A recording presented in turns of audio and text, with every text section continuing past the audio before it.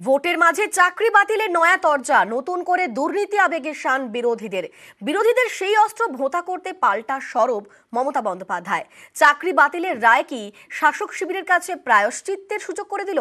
স্বচ্ছভাবে চাকরি দেওয়ার কি সুযোগ করে দিল? সেই প্রশ্ন নানা মহলে। আমার হাতে 10 লক্ষ চাকরি রেডি হয়ে পড়ে আছে। নিয়োগ দুর্নীতির অভিযোগে বারবার বাংলার শাসক দলকে বিঁধেছে বিরোধীরা।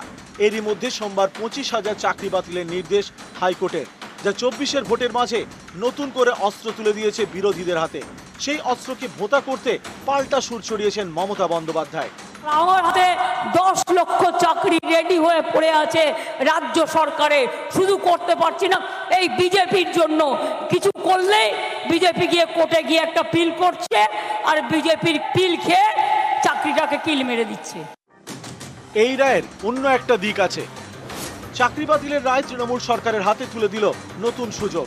লোকসভা ভোটে রাজ্যে সরকার বদলাবে না। হাইকোর্টের নির্দেশ, ভোটের পরে নতুন করে নিয়োগ প্রক্রিয়া চালু করতে হবে। তখন রাজ্য সরকার স্বচ্ছতার সঙ্গে চাকরির ব্যবস্থা করে দিতে পারলে বিরোধীরা জোর ধাক্কা খাবে।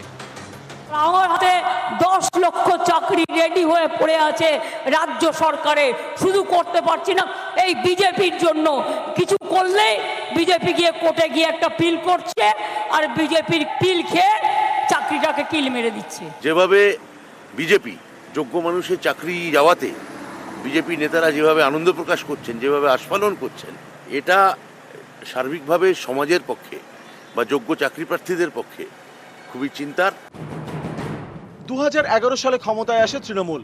5 বছর পর 2016 সালে এসএসসি নিয়োগের পুরো প্যানেলটাই বাতিল করে দিয়েছে হাইকোর্ট। এর জেরে 25,000-এর বেশি চাকরি বাতিল। জল এতদূর গড়ানোর আগেই নিয়োগ দুর্নীতিতে জেল হয়েছে তৎকালীন শিক্ষামন্ত্রী পার্থ চট্টোপাধ্যায়। এই পরিস্থিতিতে এদিনের চাকরি বাতিলের রায় কি এ রাজ্যের শাসক শিবিরকে প্রায়শ্চিত্ত করার সুযোগ করে দিল না? প্রশ্ন নানা মহলে।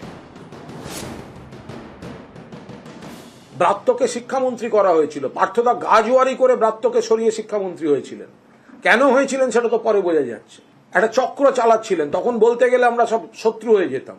দল তাদের উপর অন্ধভাবে ডিপেন্ড করেছে, সেই কারণেই এইগুলো হয়েছে, এইগুলো প্রশ্রয় পেয়েছে দিনের পর দিন।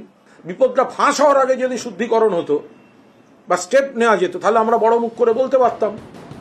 বিজেপি অবশ্য কোমর বেঁধে নেমে পড়েছে। ভোটের মধ্যে 25,000 চাকরি বাতিলের রায়, একে সামনে রেখে তৃণমূলের বিরুদ্ধে দুর্নীতির অস্ত্রে শান দিচ্ছে।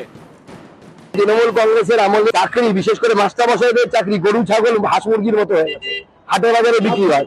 তার ফল আজকে এই পরিবারগুলোকে ভুগতে হচ্ছে। এই 23,000 পরিবার অথই জলে পড়ে গেল। নিউজ 18 বাংলা।